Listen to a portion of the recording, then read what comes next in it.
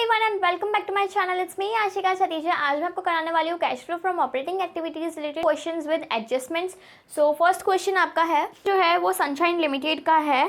Sunshine Limited reported net profit after tax of ₹3,40,000 for the year ended on 31st March 2018. The extracts from the balance sheet of 31st March 2018 and 2017 are okay. तो अब हम लोग करेंगे NPBT को find out. NPBT का हम लोगों को सबसे पहले हमें नेट प्रॉफिट आफ्टर टैक्स दिया हुआ है, यहाँ पे निकाल देते हैं फटाफट से। नेट प्रॉफिट आफ्टर टैक्स दिया हुआ है हमें 3,40,000 का। उसके बाद यहाँ पे डेप्रिसिएशन दिया हुआ है। डेप्रिसिएशन तो हम लोग बाद में एडजस्ट करते हैं। इंश्योरेंस क्लेम रिसीव जो कि एक एक्स्ट्रा ऑर्डिनरी आइटम है, उसको हम लोग को जो है माइनस कर देना है। इंश्योरेंस क्लेम रिसीव हुआ है हमें 20,000 का, सो उसको लेस कर देंगे। उसके बाद हम लोगों को बैलेंस शीट के अंदर एक प्रोविजन फॉर टैक्स दिया हुआ है। प्रोविजन फॉर टैक्स जो है हम लोग हमेशा जो प्रीवियस ईयर का जो करंट ईयर का होता है वो हम लोग ऐड करते हैं जब हम लोग एनपीबीटी को फाइंड आउट करते हैं। So provision for tax current year का, ओके, करंट ईयर का हम लोग जो है ऐड करते हैं जब हम लोग एनपीबीटी को फाइंड आउट करते हैं। तो करंट ईयर का दिया हुआ है हमें 13,000, ठीक है। सो 3,40,000 में से 20,000 माइनस करो तो आंसर आएगा 3,20,000। 3,20,000 में से 13 प्लस करो तो आंसर आएगा 3,33,000 और ये जो है आपका आएगा एनपीबीटी यानी कि net profit before tax, okay. So ये जो एनपीबीटी है इसको हम लोगों को हमारे cash flow from operating activities के अंदर ट्रांसफर कर देना है। सरप्लस 3,33,000।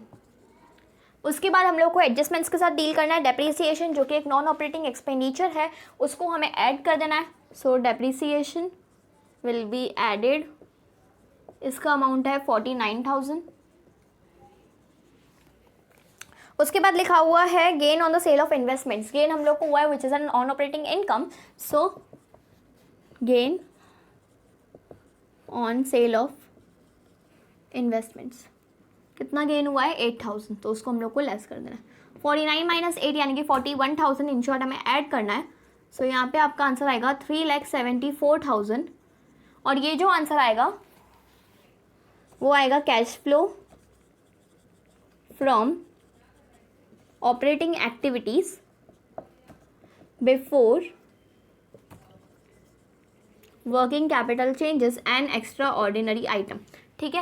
यहाँ पे मैंने आपको शॉर्ट फॉर्म में लिखा है। सो ये जो cash flow for operating activities है उसमें अभी तक हम लोगों ने जो है वर्किंग कैपिटल चेंजेस के एडजस्टमेंट्स नहीं किया, इसलिए before WCC working capital changes and extra ordinary item को यहाँ पे हम लोगों ने लेस कर दिया था। सो इसलिए मैंने यहाँ पे लिखा है before extra ordinary items, okay.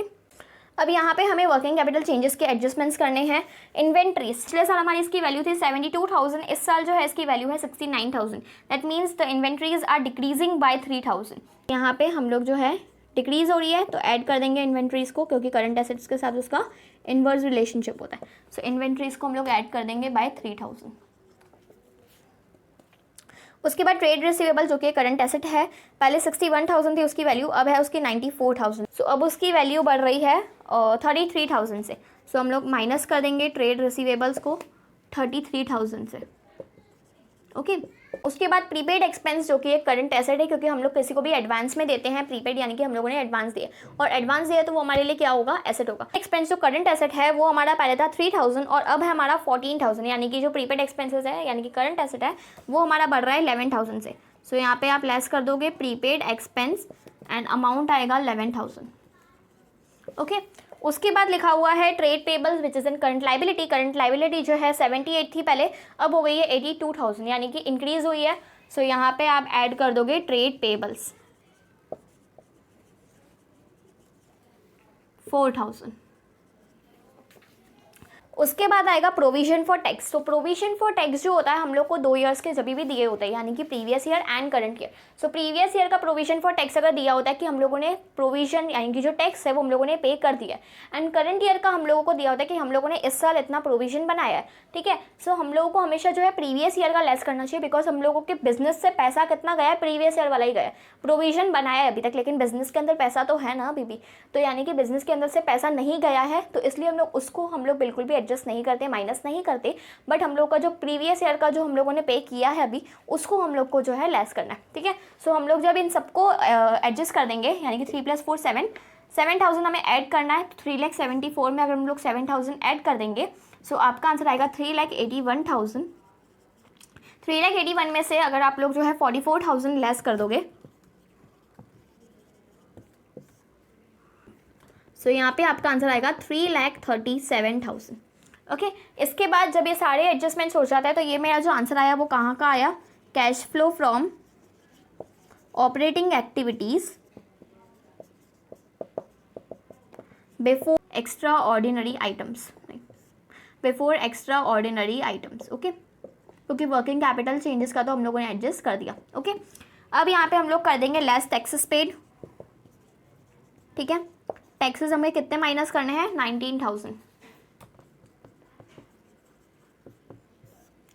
सो यहाँ पे आंसर आएगा 3,17,000 जो है आपका क्या आएगा, cash flow from operating activities before extra ordinary items. ठीक है, अब ये बिफोर एक्स्ट्रा ऑर्डिनरी आइटम्स जो मैं कब से लिखे जा रही हूँ, अब यहाँ पे हम एकदम लास्ट में इसको एडजस्ट करना है। जब हम लोगों ने एनपीबीटी को फाइंड आउट किया था तो हम लोगों ने क्या किया था, उसको लेस कर दिया था। सो अब हम लोग को उसको क्या कर देना है, ऐड कर देना है। एक्स्ट्रा ऑर्डिनरी आइटम्स जो कि 20,000 उसकी वैल्यू थी, उसको हम लोग को अभी ऐड करना है। सो ऐड इंश्योरेंस क्लेम रिसीव्ड 20,000। सो यहाँ पे आपका आंसर जो आएगा 3,37,000, यहाँ पे आएगा 8 एंड इसका आंसर आएगा 3,38,000। ओके, सो मैं आपको पूरा क्वेश्चन वापस समझा दे रही हूँ। सरप्लस हम लोगों ने फाइंड आउट किया था एनपीबीटी को, एनपीबीटी में से हम लोगों ने एक्स्ट्रा ऑर्डिनरी आइटम्स को लेस कर दिया था और जो provision for tax for current year जो है हम लोगों ने उसको ऐड कर दिया था। तो मेरा एनपीबीटी आया था 3,33,000।